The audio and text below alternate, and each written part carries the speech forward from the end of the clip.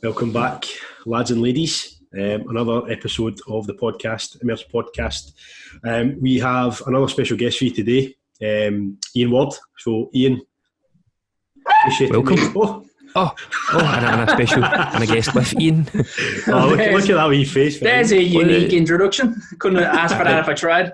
What accent is that? I thought you were Irish, Arkin mad you. Hey, zing. How are you? Yeah, very good. Good to have you. Good to be on, lads. Brilliant. Appreciate it. Good to have you, mate.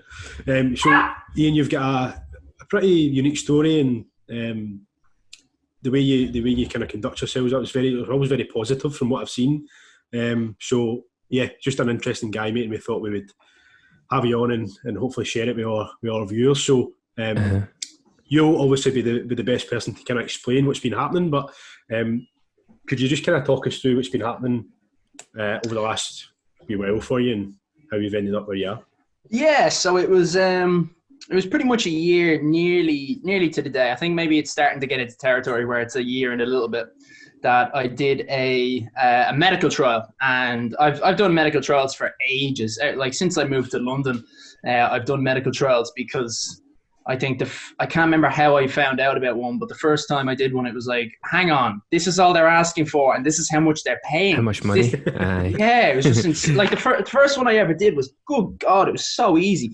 It was the hospital was near my house, and I went in, and the first time it was like an hour when they actually did a run of tests, and then the next time when I came in like a week later or whatever, it was just give blood and then off you go, and give blood, off you go, give blood, off you go, and every time it was £100, and eventually ended up being like £3,000 over the course of half a year or something. And I was like, all right, well, I'm gonna go on holiday with this money and go somewhere cool, and yeah, and it was for a HIV virus as well, which they were saying, yeah, there's zero chance that you can actually catch HIV, absolutely zero, not a chance at all.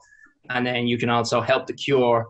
And then atop that, it also might, we're not promising you anything, you might become resistant to it.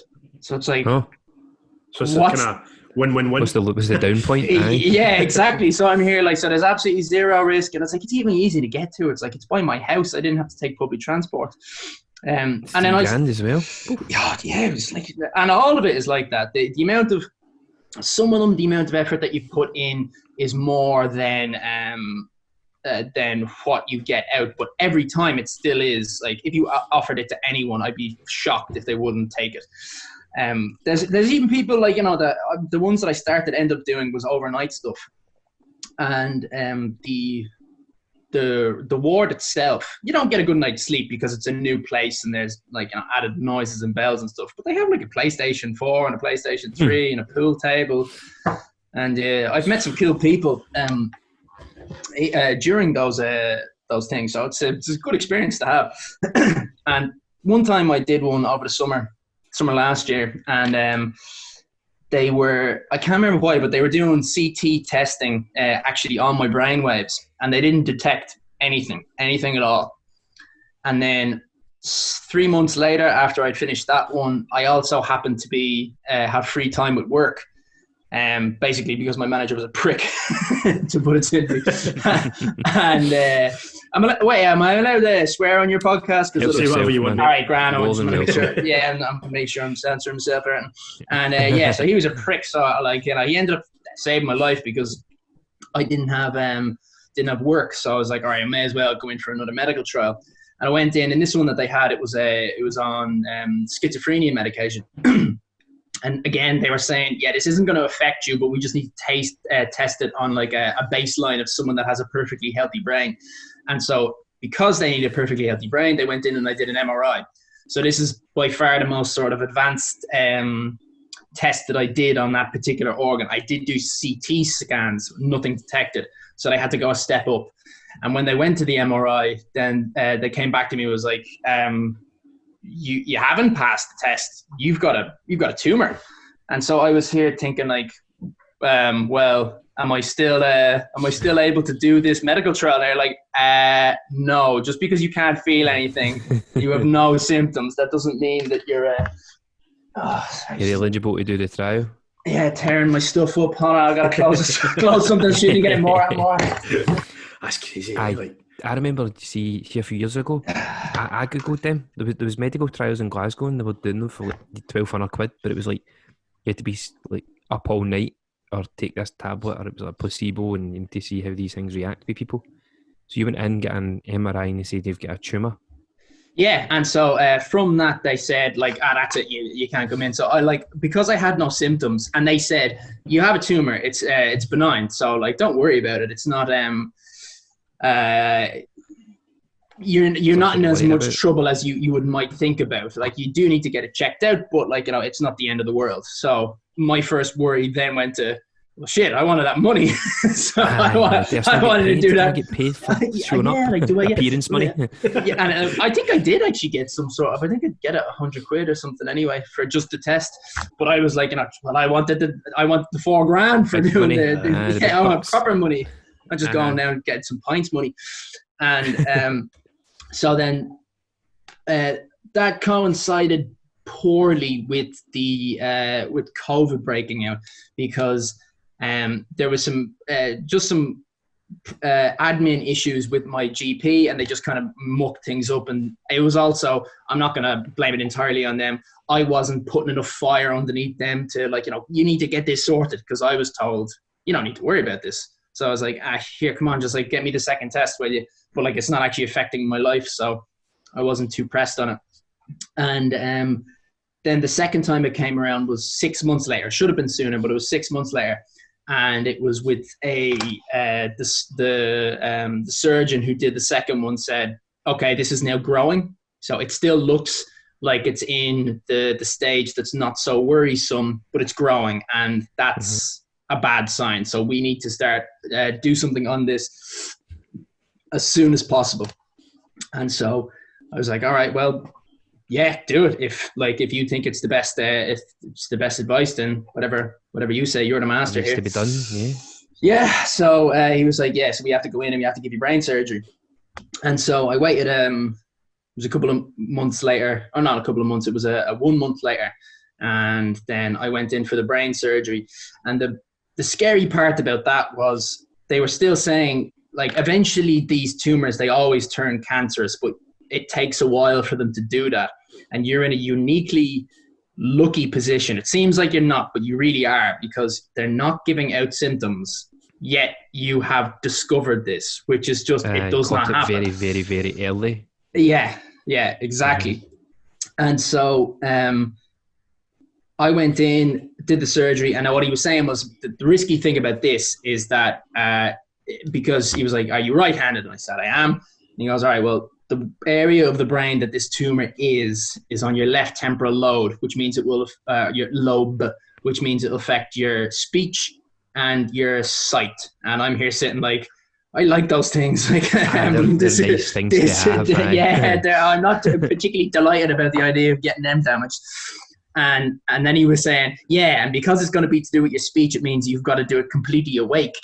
And I was like, for fuck's sake. So it's like, I don't want to do that either. Why is he asking about if you're left or right-handed? What does that matter? He's not mentioning anything about handwriting. All he mentions is your speech and sight. Apparently that's simply how the brain gets organized. Apparently that's as simple as it is. Like, if you're left-handed, then like your brain will be switched around to the other side. So if someone comes in with like a head injury, like they got hit in the head with a bat or something, and they have an MRI and they can see that there's a big bruise, one of the first things that the neurologists will ask is, are you left-handed or right-handed? Because then they'll know, okay, this is going to affect your bowel, or this is going to affect this, because your brain literally just gets flipped. Yeah. Jeez, so it's crazy, isn't it? Yeah, I never knew that either. So complex. Yeah. And at the same time, in a way, it's weirdly simple in some ways. So what he was saying was, basically, I went in for the surgery. Surgery wasn't great. Surgery wasn't fun, but like it was over relatively quickly. When I thought surgery, like complicated surgery, I thought that it would be. You always hear about heart surgery and heart transplants and shit like that, and it was like, it's going to be 10 hours or something. And he was like, it'll take 3. So from that perspective, I was like, oh, thank God! Like that's a trip from Dublin to Clare in the back of the car. Like that's grand. That's fine. That's not the end of the world. You get to That's like trying to get in a car around London and rush it. yeah. You get to what was it? I did that. I went for a trip up to Edinburgh before, and one of my mates was flying, and I was like, nah.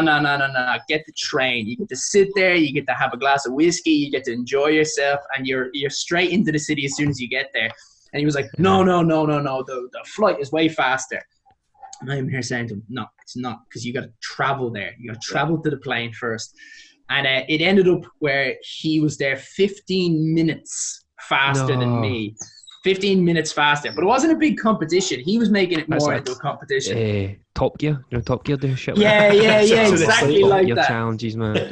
Exactly like that. And exact same way that, like, I've seen one where Jeremy Clarkson, he's in where is he? He's in Switzerland, and he's here saying, like, well, lads, like, I drove here, I got to listen to music I like, I'm relaxed. Like, you guys are sweaty, you're carrying your baggage, you look stressed out. I was the exact same. Whereas, like, I arrived in my going out gear with just like a backpack here, and I was a bit drunk, and I was like, I got to see, like, I got to see all the scenery, the scenery on the way up. Like, what did you get to see? Like, a fucking chair like this, just crammed sardines. Yeah, exactly. And he was like, oh, well, when I got off, I got free whiskey, though. I got free whiskey. I was like, all right, well, if you want to really reach... What were you doing in Edinburgh? Was it just a trip? Just a kind of... Oh, yeah, just on the Raz. I think, nice. What was going on at the time? The Fringe Festival might have been going on. I've been to Edinburgh loads, so... I don't know if that was the time. Nice. Yeah, it's class. I'd go back there, but... Have you been to Glasgow? I haven't. That's the thing. So, like, I'd be there going, like, will I go to Edinburgh? It's nice having you on, mate. See you there. I've been to Edinburgh loads, though. So it's like, I would like to go back, but at the same time, I haven't seen the rest of Scotland. So why would I? It's like it's a nice place, man. Edinburgh is nice. Like, Glasgow's probably a bit more fun. You would maybe imagine, like, for a night out or the sort of culture, but Edinburgh's nicer. It's a nicer city. Yeah. It depends if you like football or rugby as well, man. What do you like, football or rugby? Oh, I like rugby, definitely, but I wouldn't go for sports really either way. Nah. I just kind of like, Just like the booze?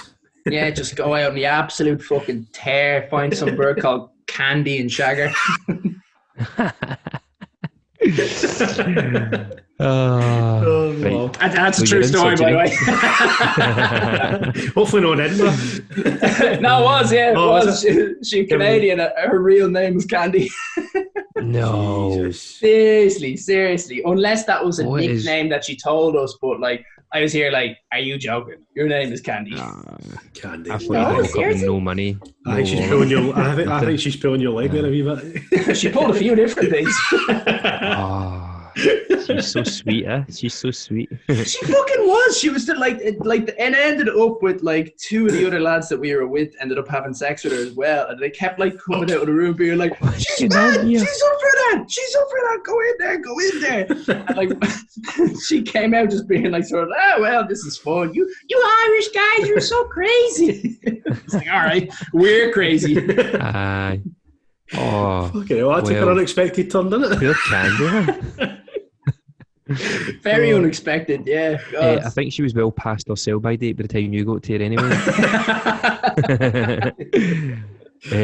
Right, briefly, so you're in surgery. Brain surgery. Yeah, anyway. So we're there, Dr. Candy. So brain surgery is finished up, and that all goes well. And like, I was able to speak perfectly fine straight as I'm getting pushed out into the recovery room. And then they did tell me that the way that this is gonna the recovery is gonna go and your speech is gonna go is actually in the best way possible, because it will go like this. It will be bad, and then 2 hours later it'll be a bit better, and then 2 hours later it'll be a bit bad, and then 2 hours later it'll be a bit better, and it'll go like that. So when you're having a bad time, there's a sort of a relief in the back of your mind going like, this will pass, and this will pass soon. So you could, like, just take a break from someone who's be like, here, I just need to lie down for a while and I'll be fine in a minute. So you could actually, I could have, my mom came over to visit me afterwards. And there was one point where I just had to say, like, I have no idea what's going on in this film. Not a clue. And it was a simple film. but I was just like, I'm going to go down. And then 3 hours later, I was back and I was able to hold a conversation with her. So it was a really good way to actually have an issue be dealt with. But the big thing that was so nice about it was they said this will take about 6 months to a year, and it was done in 6 days. So wow. Yeah, so it was just a combination of they didn't have too much data on doing surgery on someone as young as I. And also your man, Tim Jones, is Tom Jones is to music what Tim Jones is to brain surgery. He's just a master of it. He's so good. He's literally a pioneer. He's written loads of research on it and shit like that. Like, he's an absolute donkey Kong. And so he goes in, does a terrific job of it. And then within 6 days, I'm going into the meeting with them. And so 8 days later, I was going into the meeting with them. In 6 days, it was like, well, I've been fine from this point. There hasn't been any down points. And they were like, oh, that's terrific to hear. We're very glad that you've had that kind of recovery. But the bad news is we've found out that after we've done the biopsy on the tumor that we've taken out, that you're actually in stage 3 and you have something called a glioblastoma. I actually think it's a different thing.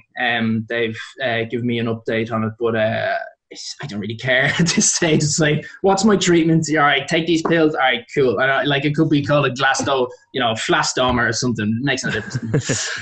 And so they said that, and then the way they kept talking, they never tell you how long you have. You have to ask the question.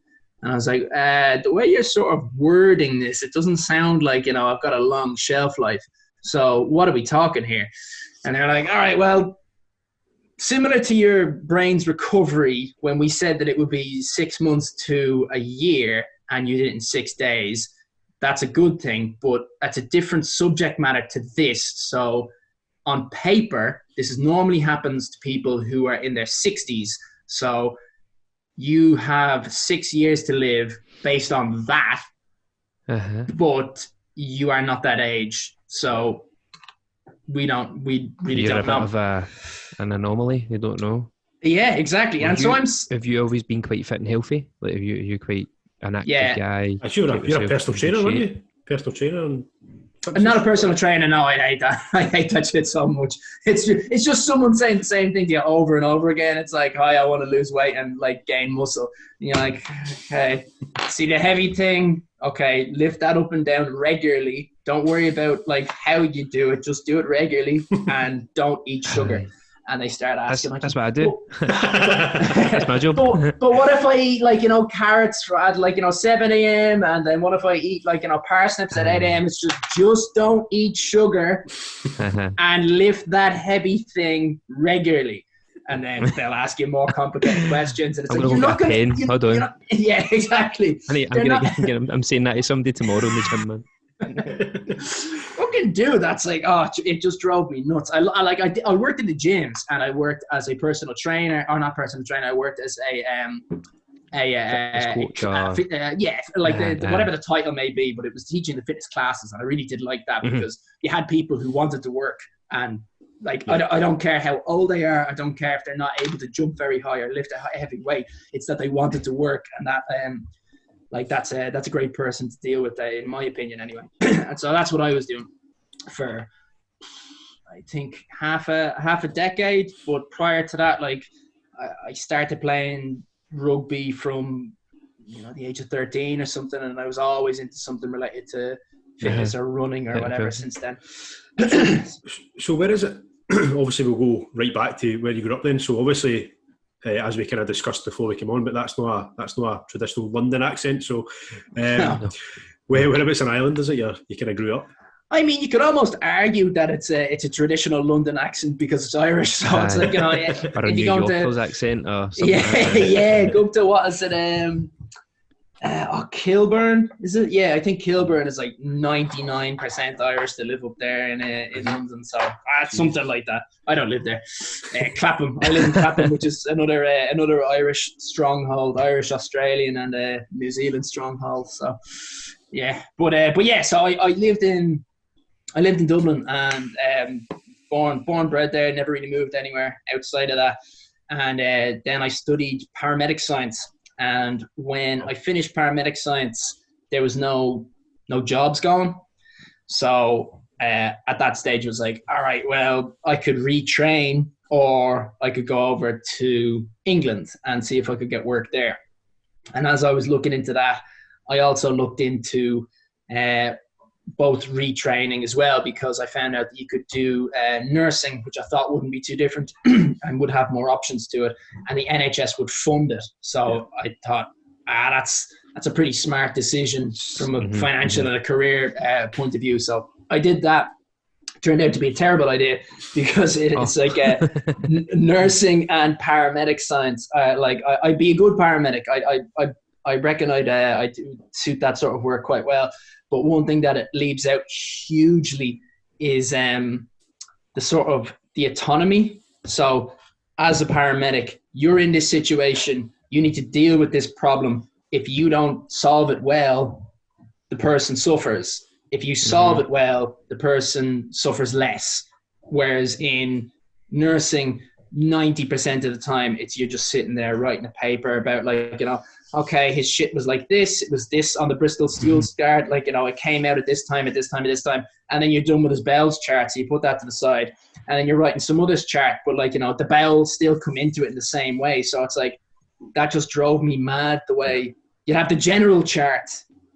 And then you'd have to do each thing. It was just way too much paperwork, and I hated it so much. And then also, when you knew to do something right, you still had to go off and ask like 20 people, is it okay if I, pick this person off the ground who's falling? It was just, yeah. So see when you're saying like you studied paramedic science, did you do that at uni or something? Because like in Scotland, for example, I don't know, it's probably the same in England, but you basically apply to be a paramedic. They put you through the whole training sort of thing. But did you actually need to go and do education to try and get into that field? Yeah, it sounds like it's not too different in some ways. In Ireland, what I was trying to do was I was trying to end up in the fire department. But the fire department is really kind of sticky, because you have to keep looking for it at the right time when they say, okay, now we're hiring. The recruitment.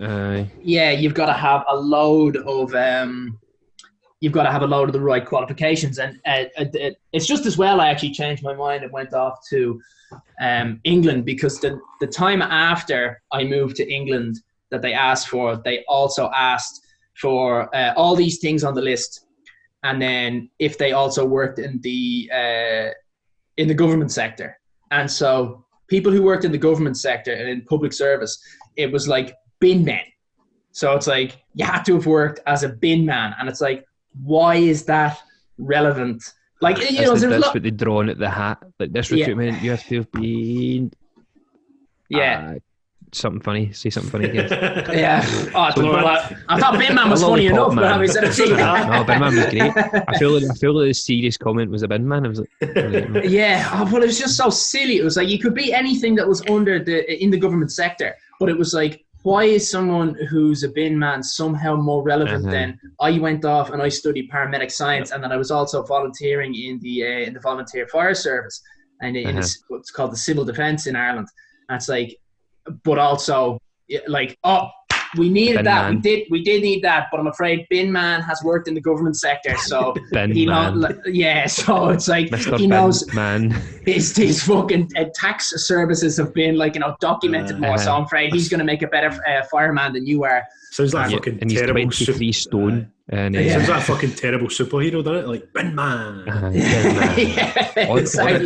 Or a very, very good one, depending on what you're looking for. Like, might be big on recycling. Maybe. But that's fucking crazy. Like. I'll put any bad guy in the bin. I am the bin man. Easy. Yes. So put Thanos in the bin. What's your dog's name? Oh, look at Kinky. That face. Kinky. I thought you were going to say Candy. I was going to say Candy. Oh, poor Candy. She's a beagle, so like anything to do with food, she's just like psycho obsessed. Sniffing it. All dogs are psycho obsessed. So at one point in the car, I was like trying to block her off with my hand like that. And she was here going, completely undeterred, being choking. So I was like, Jesus, this kinky bitch. And then when I said that, I was like, wait, actually, she is a bitch. So like, yeah. Oh, look at that. Oh man, that's amazing. You made me want a dog do, Ian. So is that what? Get a dog. They're great. They're great. But they do chew like that.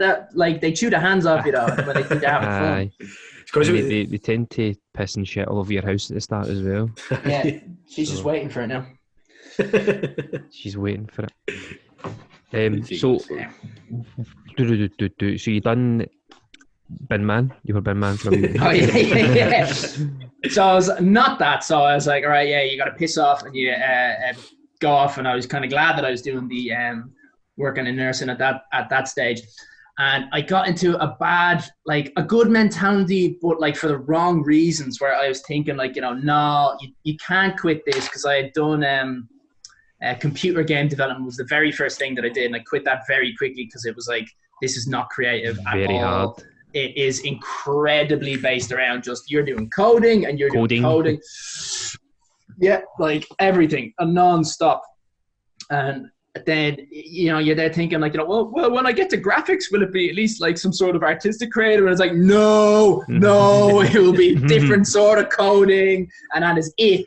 And so I did that. And then, it was also really dramatic as well, because I went in and there was like 3 lads that had like a balanced lifestyle. And it was like, I played rugby I was applying to rugby. I mean, I didn't stay long enough to actually get there.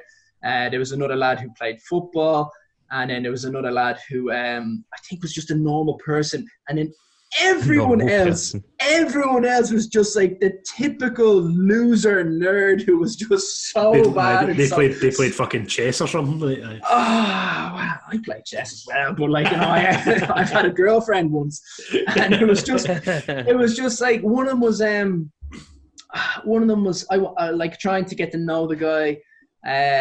And then the way, I can't remember what he was talking about. Yeah, I was saying, do you want to go to the opening, like the big opening? And he was like, no, I don't want to do that, because it's like it's a big distraction to our work. And it's like, we haven't started any work yet, mate. It's like we haven't been given any applications.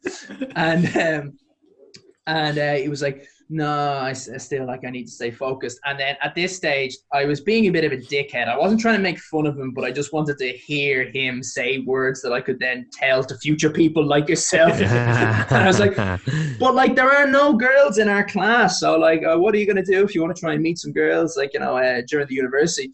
And he started going on about how they were a distraction to him, and it was like, it's just a waste of my time. And it's like, mate, just say you're a virgin and you shit with women and you're scared of them. I'm scared of them. Like, we all are scared of them, but like, you gotta try something, like getting smashed to bits, and then like, like, hey, what's your name? Try a complete arse of yourself. That's part of the process. And then, one of the time you'll get lucky and someone will be as pissed as you are, and you'll end up like, going out with her. She's sitting in the room next to me. Exactly. Yeah, and so and like turns out that guy was Mark Zuckerberg again. But still hasn't got laid. Probably true. But I see when you said you grew up in Dublin, right? So we had I don't know if you know of him. He's called the Guinness Guru, guy from Ireland, and he runs a page on Instagram. It's like basically reviews pints of Guinness, and he's kind of blown up a little bit on like TikTok and stuff like that. But he was from, was it County Meath?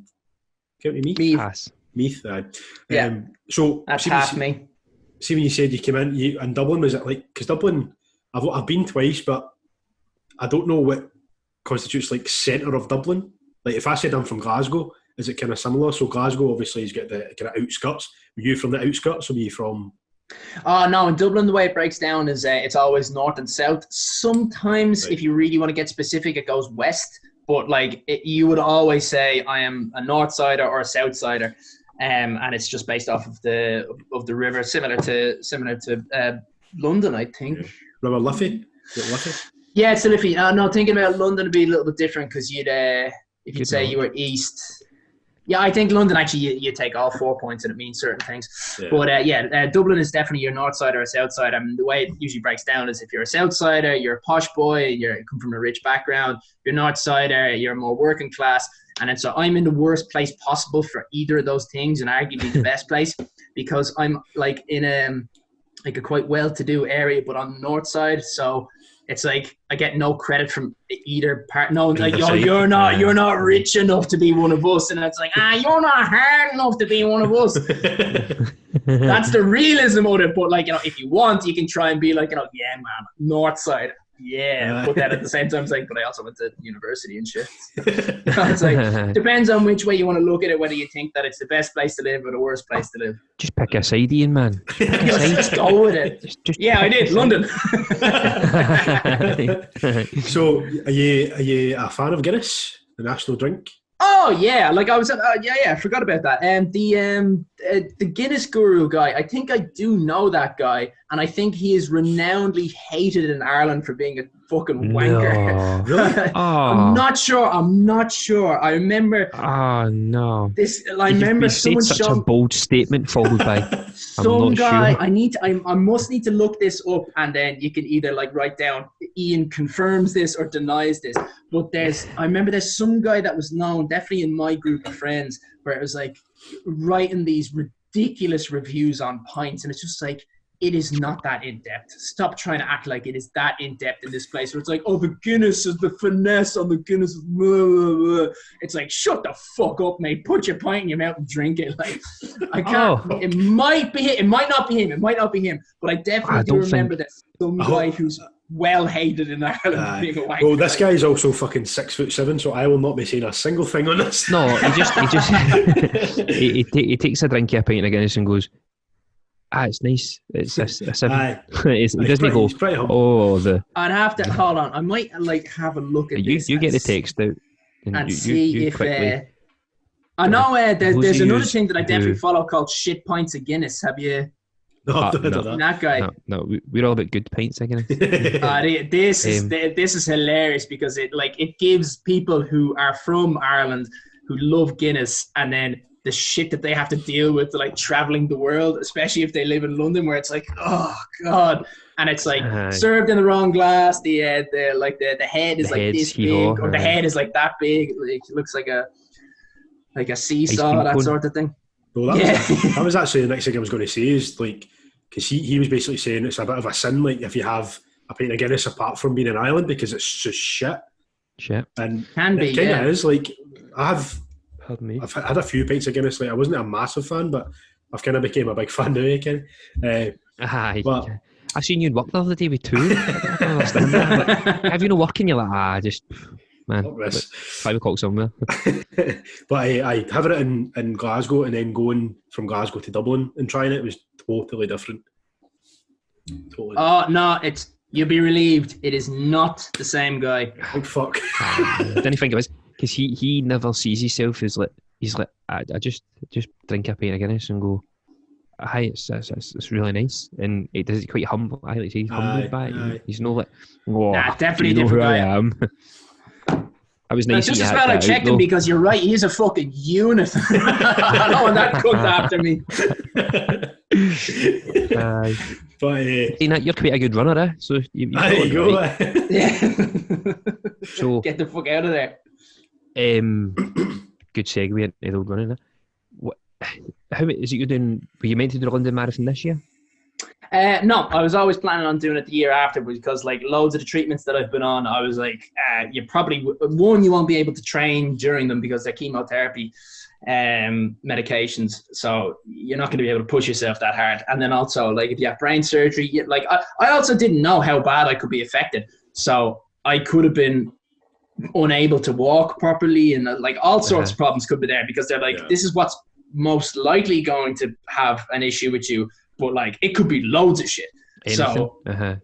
So there was like funnily enough, something to do with that is there was a girl that I was seeing at the time who was when you're in lockdown and like you might hear about this with some of your mates or it might have happened to yourself, like a date turns into a move in, like because it's COVID. That was in the paper. I was in the paper up here. like people who were like very quickly living together because they were living themselves and they couldn't afford rent. That was in the paper. Yeah. So I had something like that going on in my life, and your one was class, like in small doses. And so in a way, I'm kind of glad that it happened this way. And very quickly, I realized, like, you are a fucking psychopath. Like, she said she was bipolar, which is fine. That's not something you should completely overlook someone for if they have like mental issues like that. But it's like, you don't just have bipolar syndrome. You have that and you blame everything that you do on that. Yeah. I know the difference. I've dealt with people who have mental problems before. You're not one of them. Like, you don't get to class yourself like that and just blame everything. And so at one point, I actually had to call the police on her to get her out of my house because she blocked my path to leave. And this was like while I hadn't had the surgery. It was like coming up. But she made this gigantic freak out, and I'm here thinking, like, I'm going into surgery in a week, and I do not need this this level of like anxiety, extra anxiety that she's displaying to me because I was playing. Give her enough attention at one point. No, well, she never watched the counter. It was my house we were living in. It was basically over me playing Warzone with one of my friends. Fan favourite with Gav. Gav loves a bit of Warzone. Big fan. Oh, big fan. Love it. Gav. I could tell the headset. Yeah, that's where it stemmed from. She was even in another room playing a video game, so like she's not judging me like in any harsh way like that. You shut up. And no, she's fine. Yeah, and she so she comes in and she's like, "Are we about to go to that thing?" And it was my thing. It was my thing that we had to go to. And it was like I went like this to her, like that, which is a bit rude. I'll give her that. It was a little bit rude. But like you're in the moment. Aye. You're in the moment. If anyone knows what Warzone like, good God, got all the good kit. Listen, we are in the there's 4 teams left. You have no idea how tense this is right now. It was like one of them situations. And then afterwards, I tried to defuse the situation straight away. We're like, all right, are we gonna go? And she just doesn't respond. It's like, oh, we're not having a fight over this, are we? Really? Like, it's not gonna gain anything. So I ignore it, try to overlook it. It elevates. She eventually, she starts screaming so much that I leave the house, and it's like, all right, you stay here and calm down. I'm gonna go down and do that thing. And she follows me out the door. Leaves the door open, so I have to go back to the house with her in order to close the door to get the keys, and then she blocks the door. I move her out the way, leave. She says that that's assault, even though there's only one way to leave the house, and I'm here like, oh my God, this is a nightmare. This is going so poorly. And then I call the police in order to get her out of there before she calls the police gets me out of there. So it's the statements for this police report must have been amazing. Oh, they were so I'm really glad that I dealt with the police as they did, because they were looking at me like, you're right. We've been in these situations. We get this. Don't worry, you're not in trouble. And gratefully enough, she didn't deny any of it either. So it did. She was honest enough. So thankfully, she's at least got that quality going. Got that quality going for her. She's honest, but she's just quickly. How did the game of Warzone end? Did you win? I came close. Yeah. I'd love to have seen your statement. Sometimes that's just I was playing fucking Warzone. The police are like that. Oh, you're right, man. We understand. Miss, you're under arrest. You have any idea how important that is? That could have been his win. To be fair, I guarantee over lockdown there was plenty of relationships that were totally bits by Warzone, because it's so addictive. Like, sometimes I need to have a word with myself. I'm like, right, Gavin, it's 3 a.m. now. You're working at 10. Come on, like, you're going to get to sleep. But I just, it's so good. So I feel your pain. I don't have that situation, thankfully, but... good. Feel like I've heard you might do soon, man.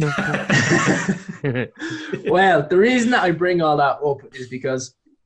So, she goes, and then because I am having surgery in a week, so I say to her, like, here, look, you're great and all, but like that situation, that will happen again later on in life, and I can't have someone in my life who's that, like, you know, post surgery, off the walls post surgery.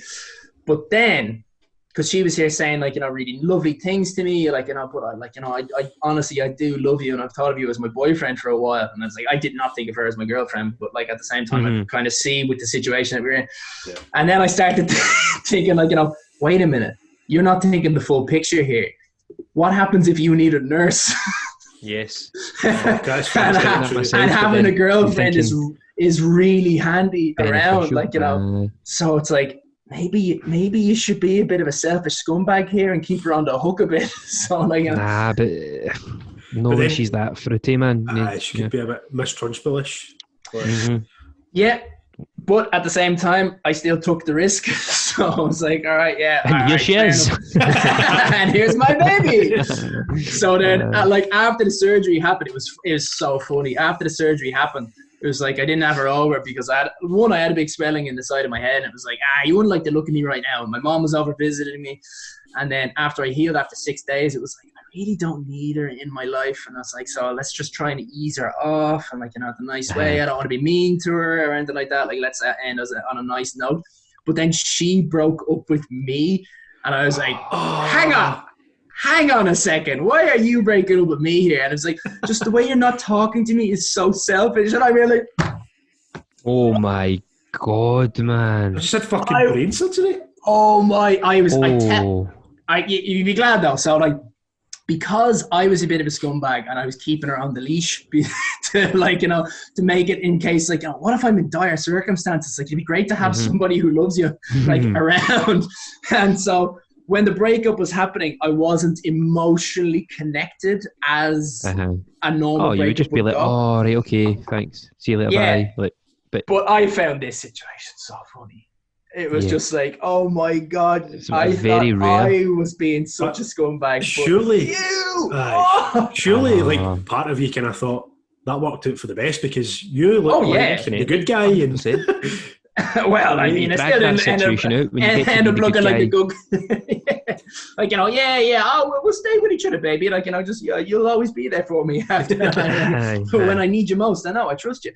Do you think since you've kind of experienced all these difficult situations that you've kind of became a bit cutthroat like that? Like, sometimes you need to just think about you and just go fucking whatever you feel. Oh yeah, like, well, that's nothing new. That's like just something I think everyone sort of learns as they get older. And originally when I was breaking up with it, that's what I was being. I was being, like, you know, I was being cutthroat about the whole situation. And then I sort of backtracked my own way of thinking, being like, wait a minute, she might be really handy.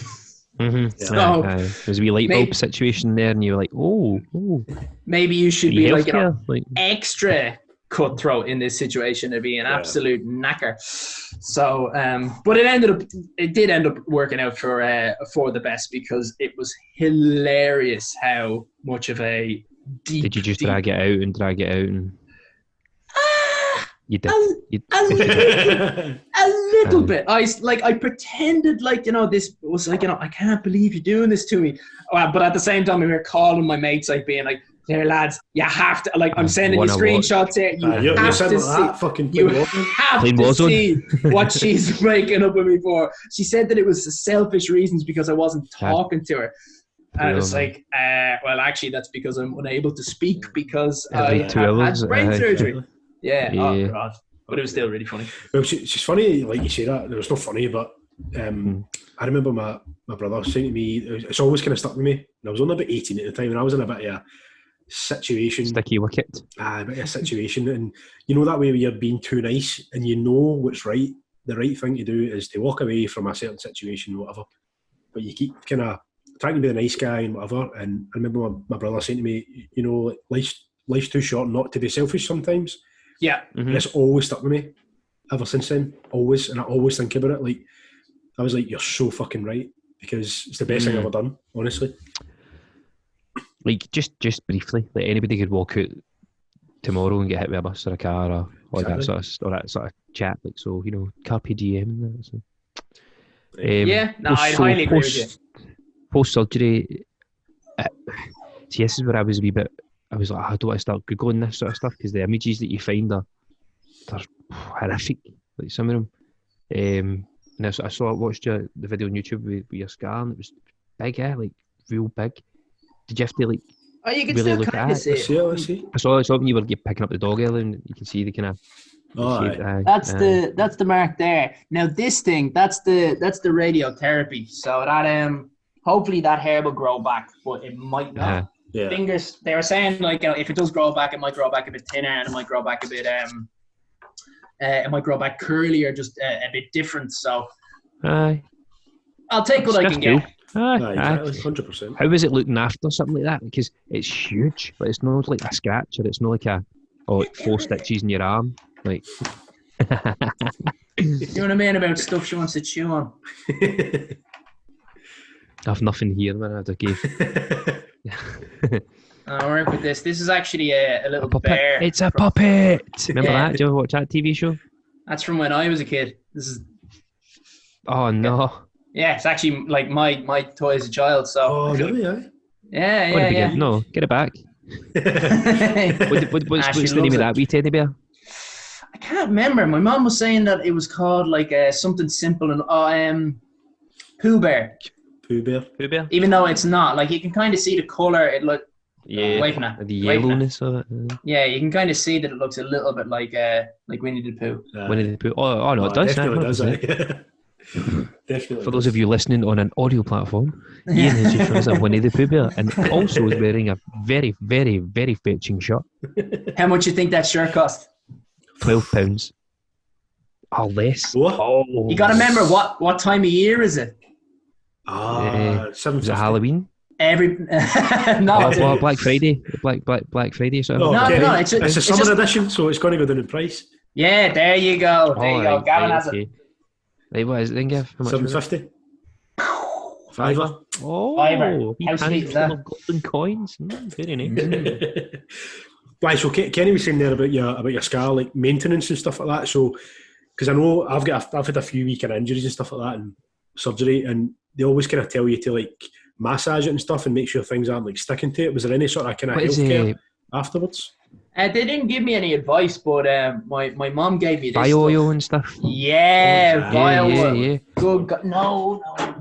It's absolutely amazing. Like it started healing up so quickly. Like the size of my head was like a balloon. It was like I used to make little videos, being like, you know, having the angle of the camera on this side of being like, here's Dr. Jekyll and here's Mr. Hyde, and like, you know, really, like kept on like this, and it was like just a completely different human being, and the bio oil is great. Something else that I started using the bio oils for, like on my 30th birthday, on nearly the dot, it was like, okay, you've got terrible dandruff now for the rest of your life, old man. I was there using the bio oil on the scar, and then I think I used too much on my fingers one day, so I was like, I'll just rub it into the back of my head. Can't be bad for the dandruff. And then the next day it was like completely gone. Oh wow! This is amazing. Yeah, so I've been using it on that for. So you slick your hair back with the bio oil then? Just there. It's the only place that really produces the dandruff, and I've been trying to find a dandruff cure for like over a year now, and I haven't been able to find anything. That is amazing stuff. Coconut oil not quite good for that, no? Am I just making that up? It seems like coconut oil is very good for everything, like cooking.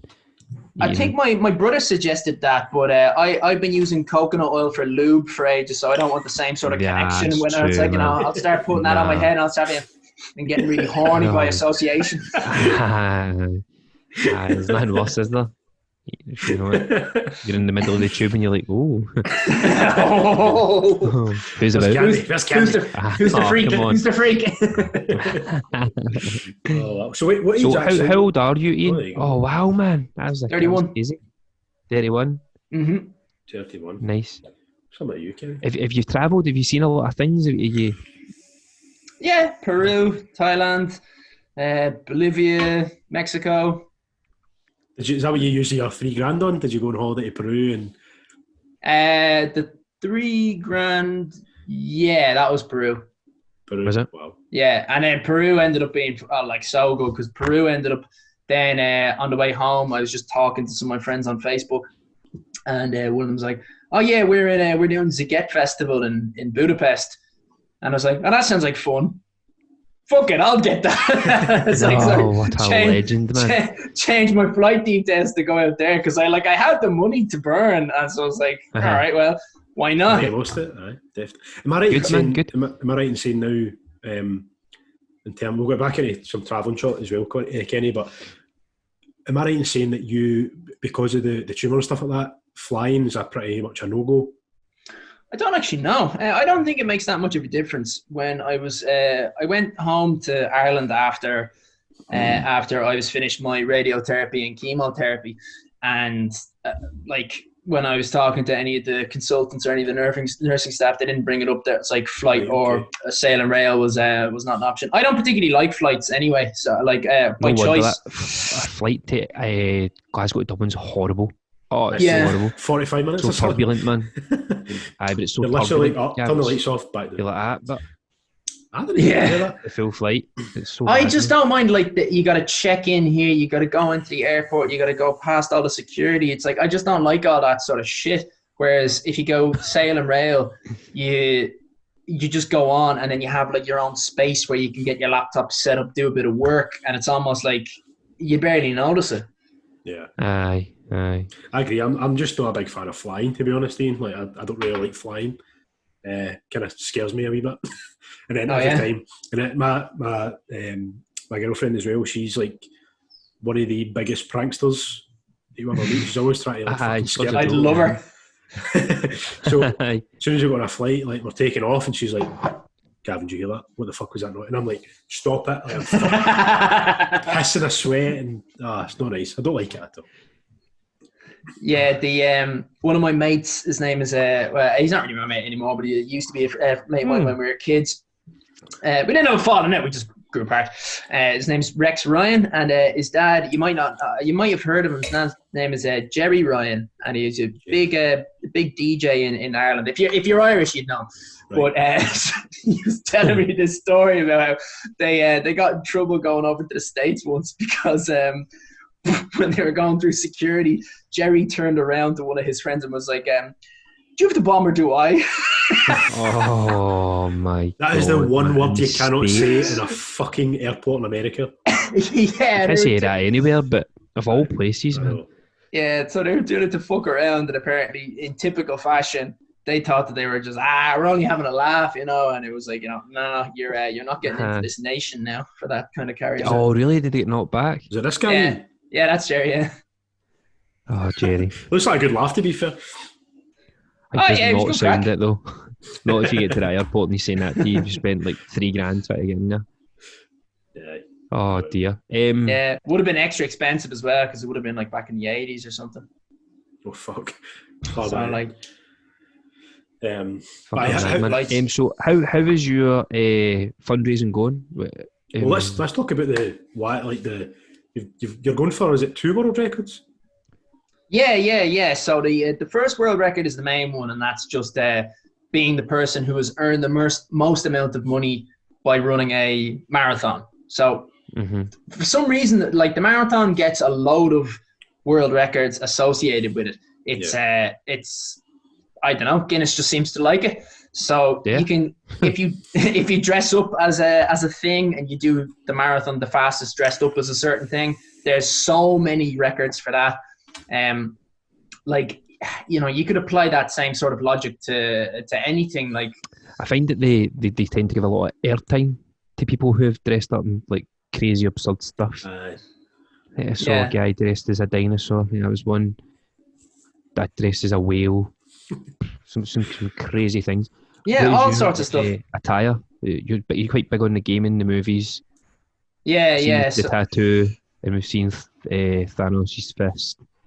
A couple of videos on YouTube are quite game related. So, what's your apparel of choice?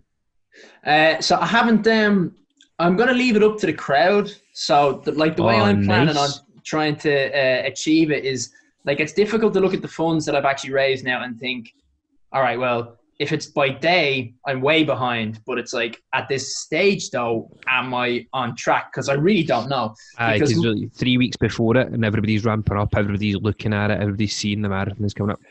Well, when you get a big influx, would you know? Like, I would expect it, like an influx like that to happen just before, because that would be the biggest time that people would be most aware of it. People would be more likely to spread it around. But my hopes is so I have the channel, like the more the channel grows, the faster it will grow. Like it'll all things in social media, they tend to grow exponentially. So like, you know, what is grown in the month will be tripled by another month, and then be quadrupled, whatever that was, by, you know, by the next month on. And as I'm doing it, I want to be doing little forms of things to bring in milestones of money. So like an example of one would be it's actually playing Warzone. So I want to run a marathon on a treadmill. So not very fast, but like... Oh, I've seen a guy do that. I don't know, like, he was playing Minecraft in a VR headset. Oh yeah, and he runs while he does it. He kind of walks. I mean, it's this sounds the exact same. I'll send you a video. Yeah, do absolutely. Yeah, so my principle is the exact same.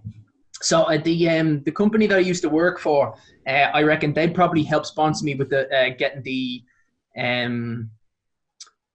treadmill out and getting a location out. I think they'd like one of the places that I actually taught classes in. I think it'd be perfect for this sort of thing because it's outdoors and there's a walkway, so you could actually walk in and have a look at what's going on if you wanted to. But it's actually just a normal pathway. It's just under a bridge. So there'd be loads of footfall where people would just see something weird happening and get involved if they wanted to.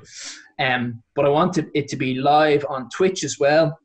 And I'm just jogging along on this treadmill while playing playing Warzone. So like I've got my controller in my hand, and like if you're jogging, like you could go along like that. Like it wouldn't be too difficult. Naturally, you know, you'd jog with sort of hands like this. So it wouldn't be too much of an effort to do that. It's just how much of an impact would that have being mentally tired with being able to focus on a computer game? Like that's going to be very fucking difficult. This guy found it was his equilibrium. Oh yeah? Because have you seen the video of the guy doing VR and he's out in the back garden and he's walking. He's like, I'm on a plank, and he's just in the middle of the garden. And he's like, oh no, don't touch me, don't touch me. And they push him and he goes, oh, and he just falls rather than just taking a step. Oh yeah. You're educated. You're young. You're smart. Like this was an older gentleman, so you should be alright.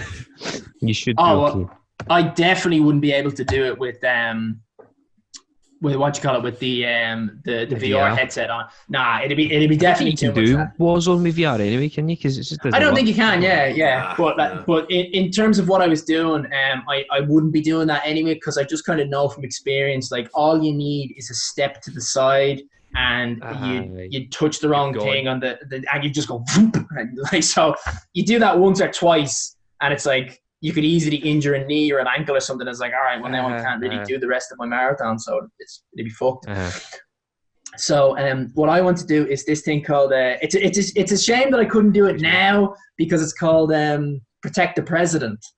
And so it'd be a perfect time to do it now, wouldn't it? It'd have been so good, man.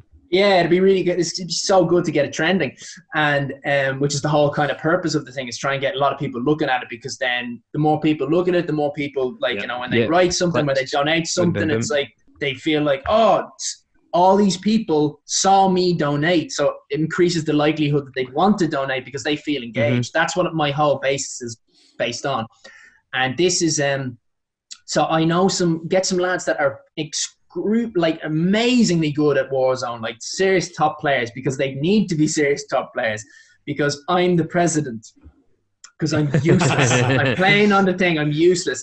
And what the president does is, the president is like has a handgun and a knife, doesn't have a big gun, and it's all about the president stays alive. And so you've got to get the win, but the president can't be killed. So like if the president ended up going to the gulag, it's like, lost, over with. And now if you think about it, someone who's jogging while doing that, like I'm not awful at the game, I'm all right, but like, you know, while I'm running, I'm gonna be so bad at this game. So I need to have these. You would get a good hour out of it, and then, oh man, good luck to you after that. Like, yeah. Have you thought about the kind of players that are going to maybe try and contact? Well, so I wanted to try and get in contact with some big YouTubers because that would hit two birds with one name out there. Yeah. Who'd be good? I'd have to go on my YouTube thing. Is there other YouTubers that you're quite KSI and stuff like that? Oh, KI, that's the sidemen, isn't it? They're sidemen. They get millions of views a day, man. They're something else. Well, the guys I look at, they were pretty big. Jack Frags, I think, was one of them. Oh, I know who that is. Yeah, so like he's a big player. He's a big Warzone player. So those would be the lads that I'd be trying to get on, because the people who I want to be watching I'd want them to be people who are interested in Warzone. Interested in what you're doing. Yeah. So I like there's that guy. There's another guy. I know what he looks like. I know what he sounds like. I know his name's a person, but I can't remember what his. It's like S Brub or something like that. Right. But anyway, there's a few lads that I'm going to try and reach out to, but I've got my ass covered if they don't get in contact with me back, because one of my mates he's friends with lads that are on the Irish Warzone team, so they know how to murder people on the internet. The professionals. They're pros, they're actual pros. They're probably better players than these lads that are on YouTube. I don't actually know. It's just they get the platform and the people and the views and. Yeah, exactly. So like that's the whole idea of the thing. Like I'm really confident that if I just was able to get in touch with them, that it would actually be a success, because if I was one of them, I'd look at it and be like, okay, like this sounds like fun. First of all, this is a fun thing. It's interesting, and also it's for charity. Why would I not want to do this? Exactly. like I'm going to end up looking good. It's going to be fun. It's going to be unique. Like I'll definitely a good laugh. And let's be honest. Like if your job is playing fucking Warzone, that's the best job personally you could possibly have. No, for me, man. I am so bad at that game, man. So bad. Like, but as you say, it's really like, bad. It's a kind of win-win. If you enjoy it, man, and it's a win for everybody, because everybody wins. If you need any shite players to make an entrance, then get some practice. I'm going to start playing it. I'm getting the PS5, so I'm going to start playing it. Like, it's class. So much fun. Making a point. It's so difficult, man. It's so difficult. It is, but the thing that makes it really fun is that, like, nothing, because you keep dying. So well, you need to get some mates that are good at it, and then like that's 90% of the fun. Like, if none of my mates are playing, I won't play myself. But it's just like your mate will text you being like, fancy a game, and I'll be like, fuck yeah, I do. And it's like, because it's so tactical. You have to, like, it's literally like you're a fucking SWAT team. Like, you'd be here going, are you going the right? I go with the left. 3, 2, 1, go. And like, you have go. Yes, you get into it. I'm on your six. You start saying this sort of shit, and then you're like, you say something like that. I've got your 6, and then you feel like, oh God, I'm a wanker. But then your friend is like, yeah, I'm glad you have my 6. It's a snipe on the house. You're like, far left. Look for the shine. Third window to the right. Do you stream on Twitch already? Like, you already doing all that? Are getting momentum? I fucking know to be streaming, but like the thing is that when I got my laptop and I got all the things set up, it just didn't work, and it's this sort of elephant in the room where it's like I never have sat down to actually just fucking get it working, because I don't know how to do it. It was like I spent a day doing it, I couldn't fix it, and then I was like, to hell with this. This is a piss. I was like, oh, we'll get a PS5. Everybody will be like, want to get on it and see what the reviews and what people are thinking of it. And then like you go on the YouTube, and the videos that these people are putting out are unbelievable. Like, you just see, like, they must have a green screen and a camera, and they're sitting with a pad, and I'm like, it's like wizardry. Like, how do you do that? Like, how does that look so good and so clean? And I'm like, I can do that. That just seems so complicated. So thanks for confirming that, Ian. That does seem to be difficult. It's different on you know as well, Ian, like PC players, for example. So what platform do you play it on? Oh, I play on a PS4. It like to stream from PC is a million times easier. Yeah, aye, So definitely. how have you managed to? So you've definitely not figured it out yet. You're just in a huff with it, and you'll come back to it at some point. Yes, and the thing is, I'm even worse than that because my mate works in IT and he's like he knows exactly how to sort this sort of thing out, and he's even like offered it a few times, and then it's like, oh, we could do it tomorrow. Stubborn Ian. Is that what you're being? Not quite stubborn me, but it's like he'd be like, oh, I can do it now, and then but I'll be doing something else. It's like, No, start getting my Twitch following up and start streaming and doing things and making momentum. I just sit and finish my dominoes, watch my friends, chill out, and I'm going to go play Warzone. Yeah, oh, it's always shit like that. It's always just sort of like, oh, we could do it a little later in the evening. And he'd be like, I could do that. And then it just doesn't end up happening. Because I want to be doing something on my laptop, and I don't want to like just sort of push it off to him to be like, all right, you sort that out, off you go. That always seems to be what he wants to do, man. Don't stop. If he wants to do it, just let him do it, man. Yeah. But so what's your whole just talking about being on a laptop and stuff like that, when you're talking about work, and what sort of things are you doing for your fundraising? So Kennedy obviously asked earlier on like where your fundraising is at and how it's going. I know you said the projections are quite hard to make because it kind of peaks and troughs and whatever. But yeah, that's one of the things that sort of annoys me quite a lot is that I am unsure of what is the best way to do it. So while I'm doing something that is like on my to-do list, I'm here thinking, is this what you should be doing? Like, should you not be doing something else? Mm-hmm. And so like a simple one is that my YouTube is the thing that I am focusing on the most. Someone was very kind and they work in digital marketing, and then they sat down and had a meeting with me for an hour. I don't know them. They just they work in digital marketing and they did this out of their own goodness of their own heart. And James Russell is his name. Just he's not famous or anything. Just giving the man props. No, that's James Russell of you, man. No. Cheers, James. So he just did that out of the goodness of his heart, and he was saying what you should do then, and that if that's the case, these are handy ways to add advertisement to it. You should use all forms of social media, but you should focus on just one. And so that suited me. So I wanted to focus on my YouTube thing because I had actually started a YouTube account before the surgery had happened or any of that or any of the heavy diagnosis had happened. And it was just going to be on gaming and drinking cocktails. And because I don't actually like cocktails, so I was like, let's find out if they're all shit. Are they all shit, or are there some good ones out there? They all seem to me where it's just like, here's like vodka, and now here's a lot of lemon juice, and here's a lot of sugar, and ta-da, it's a cocktail. It's like, you put anything in there, it would have been nice. Like lemon and sugar. It's like, it's a pie, basically. So I started that off as a YouTube account. And then, so that would be the thing that I would tend to do a significant amount of the time would be just video editing. It takes so much longer than you'd think. You look at something. Gav knows, man.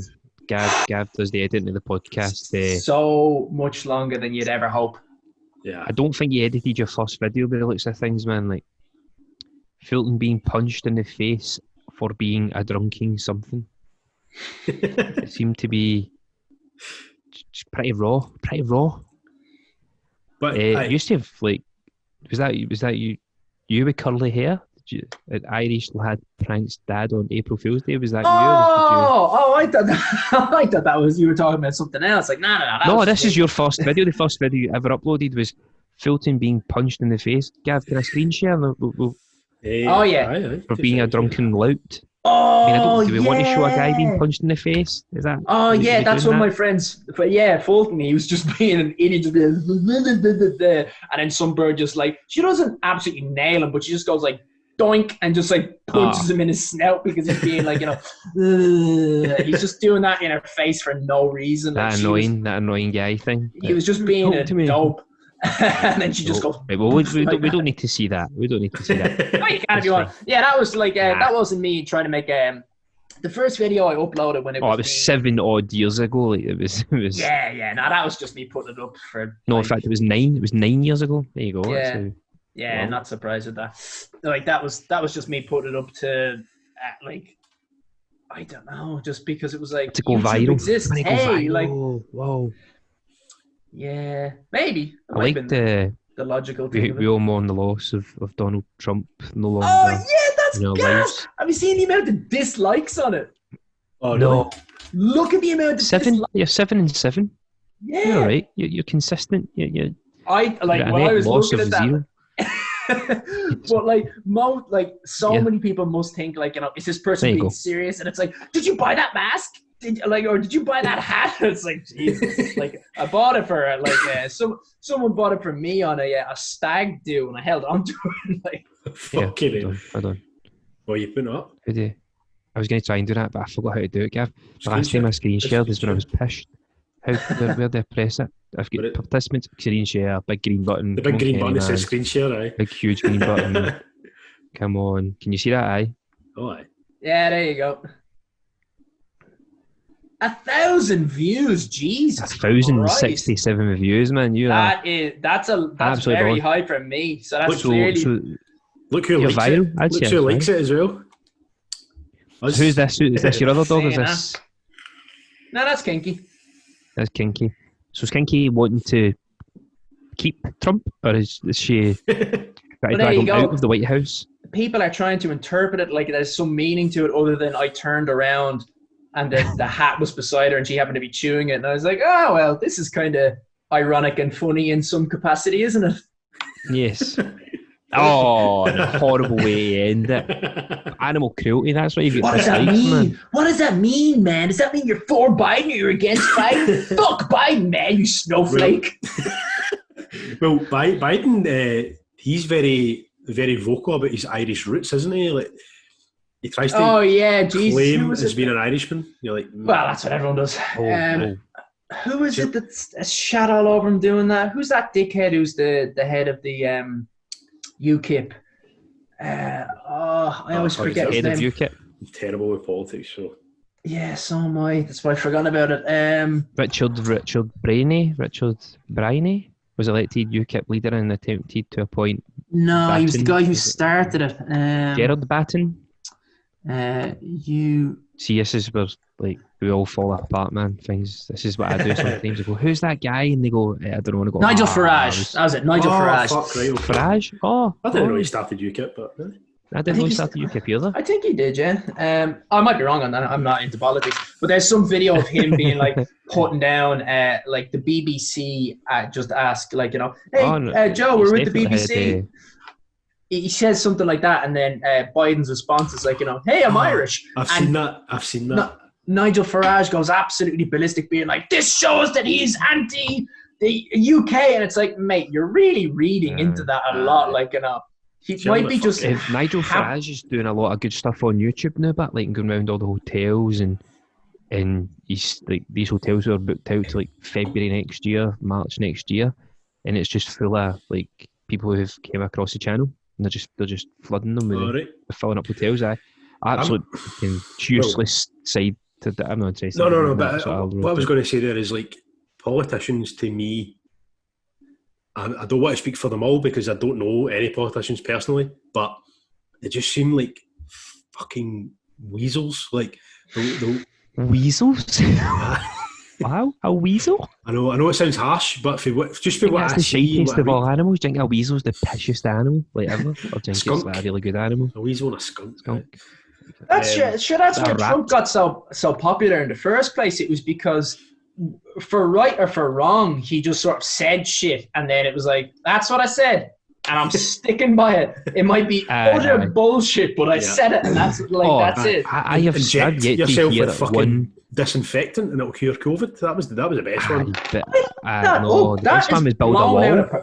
He was going to build a wall. Oh, the build a wall thing is so Brick funny. laid. It's like they, first of all, who's going to build the The wall? only reason Second you of get all, in. they tunnel underneath anyway. That's how they get in. They don't go across the border. Then he came back. He was like, the wall's no good. That was a terrible Donald Trump. But he was going to say, we're going to build a fence instead. Yeah. But, do you know that? Have you looked up the insert bleach thing? It's like he turns to someone and it's like, yeah, and there's like the thing about disinfecting that, like, there might be some like he's really just sort of talking to someone, being like, maybe this is a potential thing, and it gets really blown out of proportion. Like, I don't like Donald Trump at all, but like, it was like, you're giving out to this man because he lies and it causes total bullshit. But then you're kind of twisting his own words as well. You're doing the same thing. That's the media for you, isn't it? I bet it's like he's speaking like without being like, right, you're going to, Donald, you're going to go on, you're going to say this, you're going to say that. And he's just going, what are we doing today? And he's like, he's going to go and speak to like, America. He's like, right, okay, cool. What am I talking about? He's like, COVID, the election coming up. Right. Is that aye? Like, where's my Burger King before I go and like, my McDonald's? Like, did you watch the Alex Jones with Joe Rogan? Oh yeah, I watched a few of them. Like, you know, Alex Jones. The recent one's quite good. The recent one. Oh yeah. It's really interesting, man. Like, he was kind of like, I'm getting into politics, man. This is where I start to forget shit because it doesn't interest me to that degree. It should, but it doesn't. What the lobbyists, so the people who funded Biden to get to where he is and to get him into the White House, Donald Trump funded it himself. So then Alex Jones was like, well, the lobbyists that Donald Trump has now is people around him. So there was guys, he was like, this guy was getting paid $3 million by AT&T, and Joe Rogan's like, stop. And he's like, Jamie, Google that. And so Jamie goes, no, he's right. And he's like, fuck man. And every step of the way, Joe Rogan's like, stop, you're going away in a tangent. And he just prompts him, he corrects him. When in fact, he doesn't correct him, he goes to Jamie Googles it, and he's right all the way through. Man, there's some crazy shit been happening in the world. That's the mad thing about Alex Jones, is that, like, because the way I sort of learned that he's actually sometimes not full of shit is that through Joe Rogan, where it shows. I'd never heard him before Joe Rogan. I did that. I did a little bit, and I remember like seeing clips of him and thinking, like, you know, this guy's full of shit. And then through the Joe Rogan podcast, it kind of showed, like, well, he's not so much that he's full of shit. It's just sort of that he needs to investigate absolutely everything, and he just can't help if someone says, like, you know, Bigfoot shot Kennedy. He has to look into that. He has to find out if that's true. And so while he's doing that, he's here saying, like, you know, well, I talked to this source and this source that it was 100% Bigfoot that assassinated Kennedy. He did it for this reason. That's a fucking good impression, by the way. Great. That was nothing like my impression of Donald Trump. That was amazing. I've been practicing it for years. But it's like, and then you start to look back and it being like, okay, well, you're wrong there. Like, what's the thing that he was like so fucking wrong about, where it was like Sandy Hook? That's why you get whipped off everywhere. Yeah, and it's like, mate, off everywhere. That fucking happened. Like, you know, no, they didn't happen. That's make believe. That's for the lizard people. And it's like, listen to me, Joe. Yeah. Let's go further. Joe. That's what he kept saying in it. But like, he came in with his files, he came in with quotes, references, studies on like how like Donald Trump was going on about clean coal, and Joe Rogan's like, fuck me, clean coal? And then he's like, no, Joe, hold on. And he's like, this is clean coal, and he's like, this is what, and then Jamie's like, no, he's right. And he's like, right, okay, well, tell me more. And he's like, he's like, Jamie? He's like, no, he's right. And he's like, fucking, there is such a thing as clean coal. So one thing that just Donald Trump saying about it, man, is fucking one thing I heard, the boy in our work, who's also called Kenny, he's very clued up on a lot of subjects. Not like me. He's a smart man. But he was talking about I think it was the vote. It was in Florida during the election in Florida. I think when Donald Trump first got elected, the Latino population in Florida voted. I think it was 3% of them voted for Donald Trump, and then in the most recent election, I think it was 27% voted for Donald Trump. And you're like, so these people are. It's because Donald Trump. See, it sounds like I'm actually, the way I've leaned in there, as if I'm going to give you some sort of knowledge. I hope you do. See, Barack Obama deported more people than anybody ever. Aye, but you know why? Because Donald Trump caged them at the border and never let them in.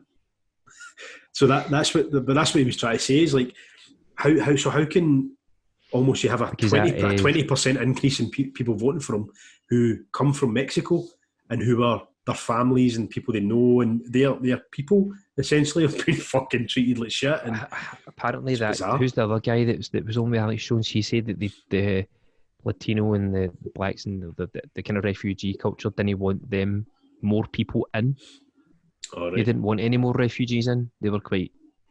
Oh yeah, because they had done it legally, so they were like, you wouldn't think about this unless you were actually doing it yourself. But like, if you had gotten into a country legally and you made a load of effort to do so, and then there was a lot of people who were coming in illegally, you'd be pissed off because you'd be like, I fucking went through so much shit, and now you're like, you're taking my jobs and ruining my reputation. You're climbing that fence that he was going to build at some point. Okay, you've just debunked it, mate. So well done. There you go, mate. I've heard another big one that the Trump administration did for like trying to put down Biden is that they made him out to be basically a communist, and they were doing that all around Florida because you were having like, you know, the large Cuban population who were also classed as Latinos there, and they'd be highly anti-communist because they would have come from a communist country and like known all the negative parts about living over there. And so when Biden would be like, yeah, I think we should make healthcare more accessible. Communist, you're a communist. You know, like instantly they tried it. That's like what they start saying in America. It's annoying. Like any sort of, yeah, maybe we should make, you know, education more accessible to everyone. That's communism. That's going against capitalism right there. And it's like, yeah, a little bit. Alex Jones saying that again? Half of America is saying that shit. One thing I can take from the whole election process and for what I've seen over the last, even the COVID sort of scenario, is I have no interest in visiting America anytime soon. Fuck. Yeah, there's definitely parts of it that I'd love to go and see. America's but like, gutted. There's a lot of issues going on in America that are getting a lot worse. And like, you know, when you see some people that are saying about how, like, you know, the results of the election might lead to civil war, it's like that seems fucking believable. I know. If I keep going on about this with the social dilemma and the Great Hack. I've seen the Great Hack, but I've seen the social dilemma, not the Great Hack though. The Great Hack. Watch the Great Hack because apparently Russia have got a lot to do with all the Facebook ads, Instagram ads, and they're influencing a lot of people in America. And it's at a point now where every country can infiltrate a country just by putting ads out there and getting data points on people and just making them watch ads that displease and just disheart them. And definitely. Before you know it, a civil war's happening. It already happened. What was the state that went in, or a city in a state kind of blocked out, and they went and ran for about 12 or 20 days? I don't know, mate. Back it up. Literally, I'm trying to back it up. What would that be if somebody overthrows a state, like, or it wasn't a state, wasn't it? It was like a city, and they blocked off, and they didn't want these COVID restrictions on them, and if we ran for 16 days, and the mayor of that city just went, just leave them. They'll burn it. I mean, it's a good way to do it. It's what like the governor said to the mayor. You do you. If you want to fuck up your population there, go right ahead. Be an example. What's the COVID restrictions like? Obviously, you're in lockdown just now as well. Yeah. Oh shit! So yeah, man. So how's it? Well, first of all, we know how the first time went with a certain someone who turned out to be a bit of a psychopath. So I'm assuming this time you've not got that. But how's it been? What's the differences from the first lockdown to this lockdown? Is there any sort of major changes? You're only 4 days in or something. 5 days in. Yeah, well, like I'm coming from Dublin, and Dublin was at a higher level of a lockdown because when I was getting when I went over to visit my parents and I got the dog, I ended up staying a lot longer than I thought because they're like, oh, with the dog, it's gonna stay like, you know, you gotta stay 4 weeks. I mean, you can go home and you can let the dog, you know, stay here. And it's like, fuck you, you're not bonding with my dog. Yeah. I know what you're up to here. This is all manipulation so that I'll stay longer. Yeah, I was like, I know exactly what you're doing, but I'm gonna let you do it. Stay here and be a 31-year-old living with his parents, and like how fun that is.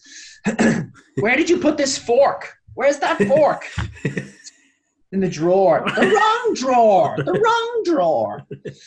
So, yeah. 4 weeks of that wasn't fun. But it was worth it to get a dog. So that's anything. Yeah, that's the main thing. Getting a dog. Much differences though from the first lockdown, because the first one was very, very strict. So it was in Scotland anyway. I can't speak for England because I didn't. Yeah, the first one. I don't know how different the strengths of the lockdown have been, because there was kind of a novelty of it first, so it didn't bother me. I think I kind of feel the same either way. And then it was like going down to the pubs, that started picking up a little bit towards the end, but when it started picking up a little bit, it didn't feel like such a negative thing, because it was like, oh, they're open now. But like prior to that, it wasn't that bad. It was sort of like, hey, we can't go to pubs anymore. Ooh, it's interesting. It's all exciting what's going on. Like Ireland was shit. When I went back to Ireland, that was really terrible, because it was like, I'm back home. Lockdown wasn't happening. And it was just right, like a week before I went, it was like, okay, we're increasing lockdown. So it's like, all right, great. So the whole purpose of me going home is to see my friends and family, and I'm not going to be able to do any of that. And so like loads of my mates were able to make little exceptions. But for a lot of them, it was incredibly difficult, because 2 of them had become fathers, and one of them was like a couple of weeks away from becoming a father. So they have to be very careful with COVID. And so it was like, all right, well, now that there's an increase in lockdown, it's like I can't see 3 of the lads who I most want to see, because it's a combination of you finished your first chemotherapy session and it was your most dramatic and like congratulations sort of thing. And then also you're now a father, congratulations. And hey, you're about to be a father, congratulations. And as you'd expect, like, being from Ireland, you'd want, 50 fucking pints when you're celebrating anything, like, no matter how small it is, when it's like, you're in survival territory and you're in fatherhood territory, like you don't want to be sinking about 90 pints. So you couldn't get to do that. And then that was, obviously that was a letdown, but yeah. And then coming back to London, similar sort of situation. It was like, I'm sort of used to it now, so it doesn't feel too bad not going off to the pub. But that's what it is, and that's the thing. Like, I hope it's just a time frame that you just hope it's going to go back. When do we think it'll go away? Do you think it'll go away? Well, there's a vaccine. Well, the vaccine is coming out now. Yeah. So they said 90% of people who took the vaccine. But how many people out of that 90 got placebos? Because they have to get a placebo to see the difference. Yeah, apparently you have to take it twice a year. You have to get 2 vaccines a year to make it. I saw something on the news and I was like, as long as it works, it's so expensive. If it takes half a year, I'd be delighted with that, because at least it'd just be definitely in the pipeline. This is going to end, because at the moment it's not too big a deal for me, but going forward, I need locations to be able to do events that can promote any forms of the charity. I need runs. I need runs to actually happen, so that I can do like the Berlin Marathon. I need to do the London Marathon this year in some format. Maybe dress as a brain or so, dress as something like that. I think here's a simple example. I think if I get enough training in, I think I could actually break one of the Guinness World Records, which is the fastest person dressed as a patient. And so who did that was it was a nurse, and it was a male nurse. So his time was 3 hours 45 minutes, and my personal best time for a marathon was 3 hours 33 minutes. So if So it's doable. Amazing. It's cheaper. That's amazing. Because also that would be, it would also be a perfect role for me to play, because it's like, well, I'm not dressed as a patient. Technically, I am one. So it's like, so I'd be here going around. And you could do even at that, like there's I seen your man and he did that, and he dressed kind of funny, but like I think there's a load of things that he could have done that could have been way funnier. Would you have the penny on and just bare ass it? Absolutely 100%. I would have my arse out there. Would you beat it, or would you just leave it be? I think I would have to wear a G-string on it because I couldn't risk Just the indecent my pipe exposure. flying out Right. somewhere because cover the hole. Aye. yeah. Oh no. Like, if my balls get on show, then that's illegal because I'm publicly showing off my genitals. So it's like, I don't think this guy's gonna get much charity money here. But I could do that, and then also I can't remember what they're called, but the stands that have like some sort of a juice. A catheter. No, is that a catheter? No, a catheter is Drip. like a That's catheters where you get up your pisser when you. A drip and probably a drip stand. yeah, a drip stand. That is it. Yeah, a drip stand. So I could have that, but then with like a Lucozade Sport and like have it hooked up to my arm or something and like running along like that, and then maybe even get Lucozade Sport to sponsor it. Right? I could contact a load of different companies and like I think see Monster or something like one of your edgy energy drinks. They would definitely be on that, wouldn't they? They'd love that. Yeah, like there's all sorts of companies that are doing it, and like even if it was just a sort of an up and coming company that they would somebody would definitely throw money towards the charity for me to have it as that bottle. Yeah, definitely. See, that's just kind of going back a wee bit, but just when you were mentioning going back to Ireland and stuff, your family, do you remember how your family kind of take it when you got your diagnosis and stuff like that? How was that sort of conversation? So my mum was there, and my mum's an absolute fucking champion. So much so that it's actually it's almost terrible having her like as such like a female influence, because I have this standard of like you shouldn't be that weak. You should be this beautiful, and you should be this, and you should be this, and everyone else is like, get away from me. You're not girlfriend material. Fuck off. Like, so I now have these ridiculous standards that she set for me, which is annoying. So she's in there, hands it like an absolute queen, and then afterwards, 6 years, like, damn, that's not good for my son. But well, what can we do to try and expand the lifestyle? What can we do to improve it? And she's here looking for like cures outside of that sort of thing. And then I think the lowest I've seen her afterwards was at one point. She just sort of had a little like a mini breakdown with me, and just sort of a couple of tears were shed and a hug was needed. And then afterwards she was like, sorry. Blow that up. Like, that's like a fucking champ. Yeah, exactly. And it's not like she's some like, iron like fucking lady where she's like, raising me like some asshole. She's a nice lady. She's like, emotional and like, she's strong person. Just strong. Yeah, she's just made of stronger stuff. Any interaction I've ever had with Irish folk, and they speak about their mothers, they're always like, mothers are a rock. Like, they're like solid. They don't really break. Mate, you've just remembered something I wanted to ask you. So we've had two Irish people on the podcast previous, one Northern, one Southern, but the Southern one was obviously the Guinness Guru, and I'd asked him about his thoughts on Conor McGregor. So, because I kind of want to see what Irish people react to Conor McGregor, because it's a bit. Ian's face there was a bit. Wasn't great, was it? Well, that guy, who the fuck is that guy? That's the greatest put down I've ever seen. It's so cutthroat. Who the fuck is that guy? Jeremy Stevens is like, you type that man in, and the first thing, like, he's like a successful, I think he was a champion at one stage, and it's like, still the first thing that you get when you type that in is like the worst put down ever, where it's like, that's me, man, he's afraid of me. Who the fuck is that guy? Like, just absolute fucking That is the best, probably one of the best clips of Conor McGregor there has to be. Like, it's always highlight. It was a professional sport environment when it was interviews, and it was all. It was a press conference with like fucking 14 fighters.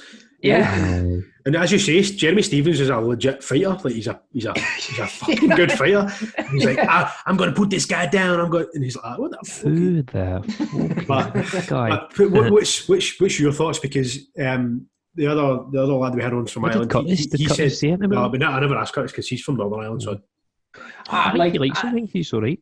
I do like him, but at the same time, like, you got to forgive someone who makes mistakes, and he's made some big mistakes where you're just like, man, like, why are you punching an old man? Man. Jesus. And then at the same time, it's like, I know he's a fighter. He's a fighter born to be a fighter. Like, that's who he is as a human being. He's not like a sports person who chose fighting. Good. I think it's good that he's got like what is he, a plumber? Is a fullback? It's good that he's got that. You know, if he ever needs to go back. If he ever spends his fucking 800 million, he's got a multi-millions. Yeah, but like even like the little things like that are like honest, like rivalries. Like he had with Khabib when he fucks the bus. The trolley. Yeah, he fucks the trolley at the bus. It's like, you know, there's little things like that where you'd like it as a fan, where it's so dramatic, but like throwing that, like he damaged some lads' eyes, and it's like I'm sure that wouldn't have been his intention, but at the same time, it's like, you know, don't be throwing trolleys of glass. It's a bus full of fighters. It's not that one. It's not as if it's his bus. It's Khabib's bus. But he's seen red eyes. He's sticking up for his pal. I don't condone it. I mean, must have put some of strength to throw a trolley, but then there's also the videos you see him when two wee guys are like kicking I know the camp you're talking about, where it's the Russian lad, half Russian, half Irish. Well, he's not half Irish, but he like sort of identifies as Irish. Arthur Lobov. Mobov, that's him.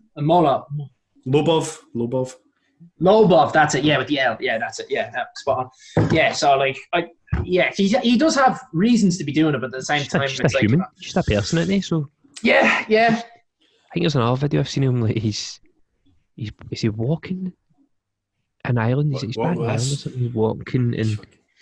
That's what he does. That's the way he walks. Why would he walk any different? This used to be Vince McMahon's, but I own it now. It's my walk now. And he jumps in his car, and it's like a Lamborghini or something. And he's just pure laughing. And he just go, boom, just speeds off. You're like, man, enjoy it. Yeah, he got a lot of stick over that. I personally thought that was really funny. I thought that was gas. Where he's like, he got in for a speeding ticket, and as he drove out, he's there. I think that's gas. Like, you know, I give him credit for that. The way the other lad we had on, the way he explained it was like, love or hate him, when he's fighting, he's Marmite. You'll watch him. And the Irish population, especially, because even if you don't like him, they'll still watch him because it's part of your country, it's your countryman. So you're going to support it regardless if you like him or don't like him. It's kind of like the Guinness Guru, didn't he say that? That was Conor McGregor that said that. No, that was the Guinness Guru. Conor McGregor that says that. Watch the episode back, it was the Guinness Guru that said it. It was me that said to the Guinness Guru. Like, shut up. I'm going to watch him. Right, okay, I'm going to bring him. Could have been me. Kind of capabilities. If we're talking about, like, you know, a fanship, I would definitely say I'm a fan and I would support the guy. It's like, it's when he like smacked your man and smacked the old guy. I'm here going like, oh, Conor, don't. Like, I can't condone it. There's no way that I feel as if it's like your best mate who's done something. It is a bit like that, where it's like, mate, what the fuck were you thinking? It's kind of like me and Kenny when I've just said something that I know is a lie now, and Kenny's going to prove me wrong. No, I probably won't, mate. It's try. But I was just interested to see what you thought about him, because I think it's the population's quite split. With him. I personally, I'm a massive fan. He was the person who brought MMA to my attention. Like, I didn't really bother with it at all. Yeah, I'd seen him. Nah, same. I wasn't.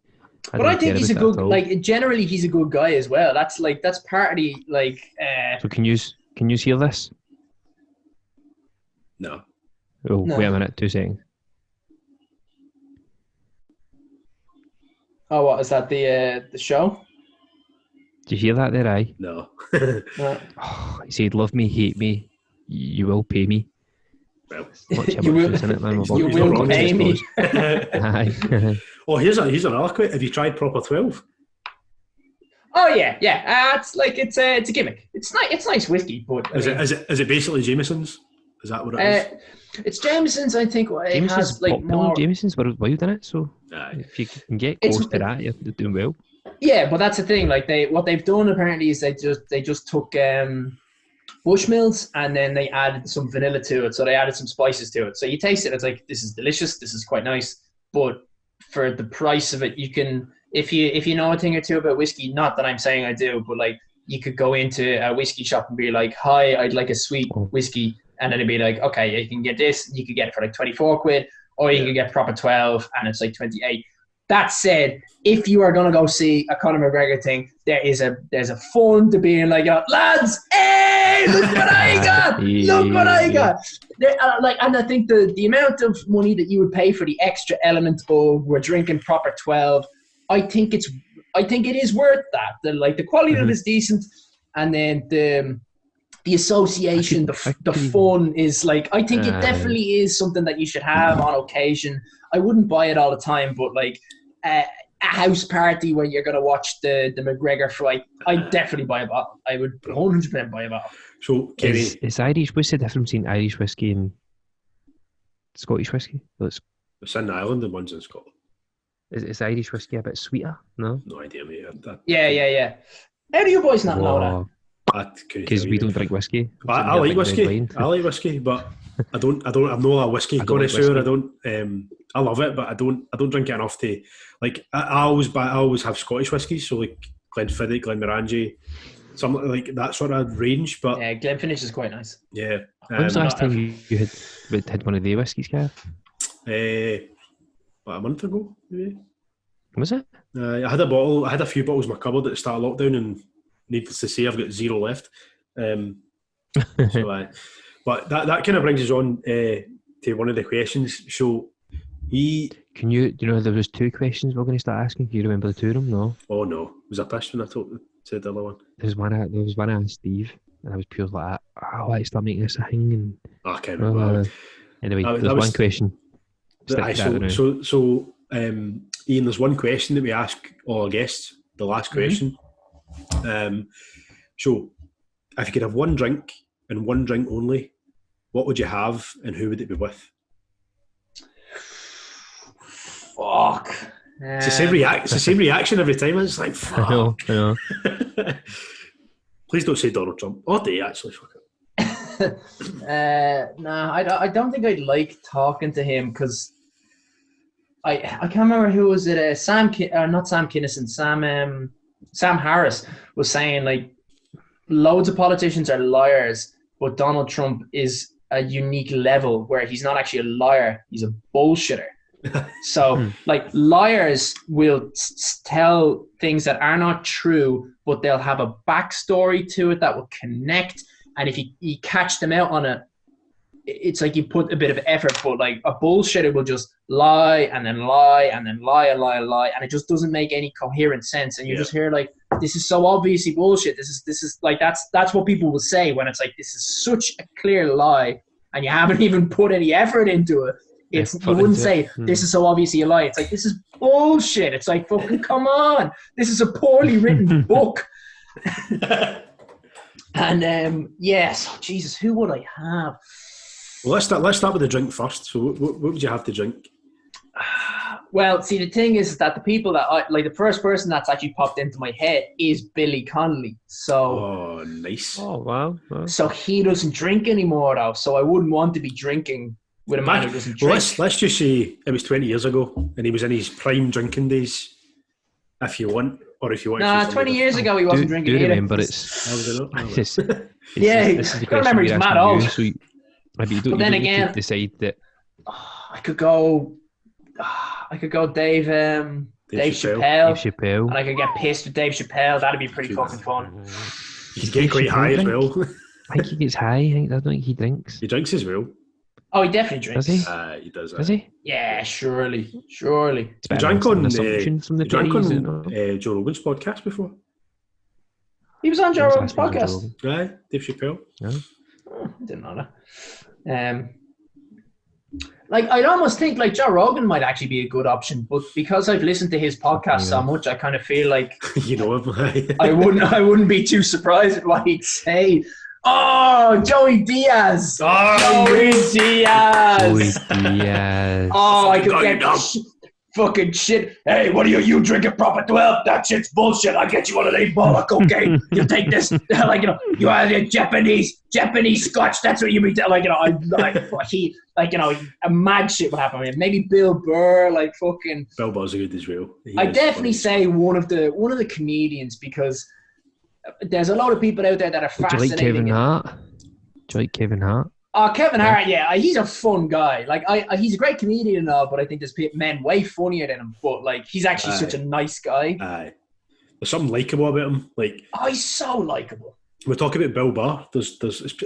Bill Burr's kind of, to me, like almost like a, maybe it was harsh, but I don't know if you like Scottish comedy or even UK comedy, but like Frankie Boyle for me is fucking amazing. He's so close to the bone. And Bill Burr kind of says some of the shit that people don't want to hear, and Frankie Boyle says the same as well. So I feel as if they're kind of similar in a sense. Whereas like Joe Rogan and Kevin Hart, they tell like funny kind of family stories sometimes, and you're like, nah, it's funny, but it's no close to the bone. See, Bill or Frankie Boyle would have the same. Was not on Joe Rogan. Was he not? Yeah, I didn't think he was. Nah, I heard that. I would have still been watching that. I've watched the Chappelle show. I used to watch the Chappelle show, and then I went to see him. I went all the way down to London to see him, actually. Oh, well. When he was in London. Let's swiftly move on from my era. What were you saying about Frankie Boyle there, Ian? Oh, Frankie Boyle adds in the other dilemma of he doesn't drink. So I couldn't get pissed on him. I remember I read his book, and he was talking about how like his last experience, he stopped drinking, but he didn't stop taking ecstasy, which I found it funny. He was saying he woke up in a park on like New Year's Day, and it was like next to a homeless man. And he was like, "Fucking well, happy 1999. That's when I stopped drinking." Something like that. Like he had a fucking awful wake up. He's like, "Enough of this."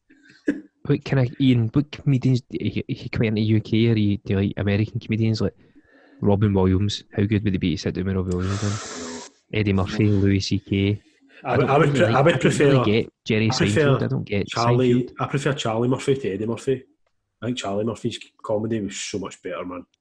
They're both amazing. Yeah, everyone you've mentioned is so.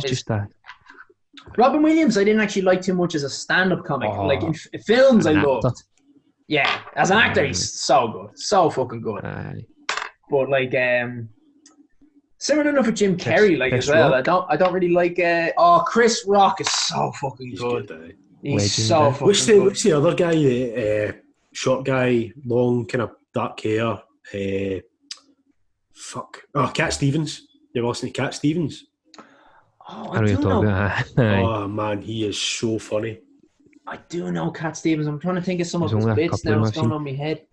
Oh man, see when you actually see if you Richard Pryor. Richard Pryor. Like there's so many. Once you get the ball going, and that's the thing. Like, we're mostly talking about American comedians because it's like they're all like sort of similar to each other, and they influence each other. But then you go, you start thinking of like the UK comedians, and it's so fucking, or the lads who are big in the UK. Kay, man, I love Peter Kay. I don't actually like Peter Kay. Kevin Richards. No. Kevin, I've not heard of Kevin. I'm not Kevin Richards. What the fuck am I talking about? Kevin Bridges. Bridges, yeah. Jesus, thanks. He's a local hero to us. Oh God, I fucking love him. Like what's he talking about? Like he was unemployed and I was looking at a skid mark on the back and I was trying to break it off with like pish. And that's my daily challenge. That's his got to go and get that after tomorrow. Kenny, did Kevin Bridges grow up like 5 minutes for you? 5 minutes, no, but literally 10 minutes in the bus. My mate went to school with him. My mate went to school with him. Said he was just as funny. Was he? He is now. That's what I like to hear. He's always been. He seems like he'd be that kind of guy. He just gets the mic and he just talks like he's in a pub. Aye. It's a feature with his friends, isn't it? It's just his friends. He's just having an absolute. But you would never heard he's one of the huge ones, definitely. Right, so who are we choosing then? I know, pick somebody. All right, who's the finalist? Do you know I still think quite funny? Russell Brand, I think. Russell Brand's quite funny. Russell Brand is? Did you see his show, Good News? Aye. I used to like him. Quite good. But I feel like he's too animated for me. Like, Russell Brand, sorry. I don't know why. I got it in my head that you were... Russell, sorry. Yeah, Russell Harold, I wouldn't be a big fan. He's a nice guy, though. Lovely guy. His heart's in the right place. Right. I chose a bad comedian. You pick somebody. Go. I think I'm going to get pissed with Dave Chappelle because I was literally just watching his special last night and they were talking about how like he would just do mad shit because he could. Like, he just loved living life. And Did you so, watch the one on YouTube? The one on YouTube he done himself? no, I think it was the No. one I was watching where You said he's you like- in the Kennedy Center. Right.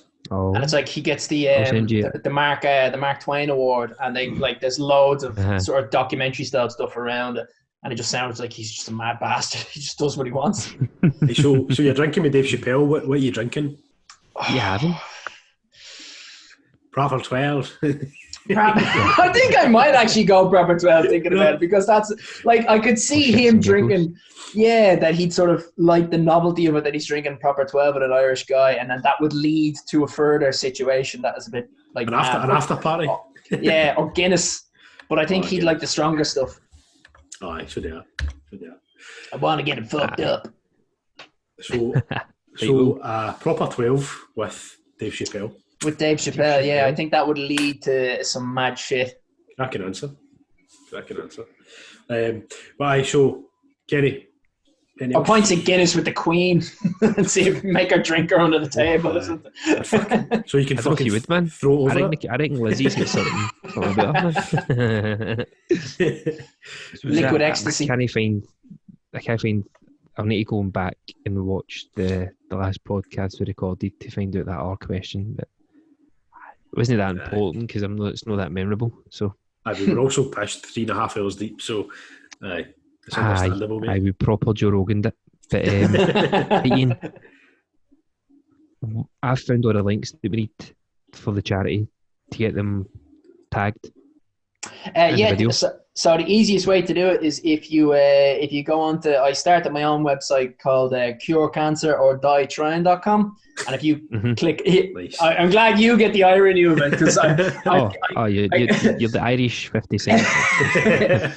I was on a podcast with this lad who was like this American guy who was a runner, and we were talking about running mostly. And then after I told that, he was like, "Whoa, man, that's so profound." I was like, So deep. "It's not meant to be made." It's the bad boy here, man. It's the bad boy. There we go. Yeah, so that's it. So it's basically just a way to funnel people into. We'll tag all that. Platforms. We'll copy and paste all that. Yeah. I know. No, literally just. you on, I find the website is the best one to do, because once you click on the website, then you instantly Every guide channel that we need guide to get into to. all the other little bits. Yeah. We'll do that. Brilliant. 100%. Well, Ian, Anything else? What else do we need? Anything else No, to speak that's up? the whole idea was like the funnel system, where it's just get people onto that, and then Get the pipe. The pipe's there. That's the pipe. Put people Yep. in the pipe and have fun with it. That's done jobby. that's it. that job. But nice Billy Connolly well reference there. Aye. But I show Ian, just before we go, Thank you very much. hang on for Oh. 5 minutes, don't press end. After we go It's off, true. We did that with peeps. Aye. every single person we have on, we're like, "Oh, that was brilliant," and then they're away. It's They fine. disappear. So, you hang on for 5 minutes. But I show, thanks Gav very is much. so going to ask for you. Oh, you just- PlayStation Network ad, isn't he? He's so gonna ask 100%, you. aye, 100%. I want to Sorry, put what on- was that? I see. The signal cut out okay. for a second there. What'd you I say? say Gav's going to ask for your PlayStation Network addy so he can play. So I am the BJ lipped pedo on my. Wish we just waited now, man. What the We just fuck? waited. Hey guys, thanks very much, man. Yeah, press stop. Oh, right. Press stop. However, Right, bye now. it is spelled PEA. Press stop, Gav. Oh, right, okay. Right, guys, thanks for listening. I've pressed stop. I've done it. Right, catch you next time.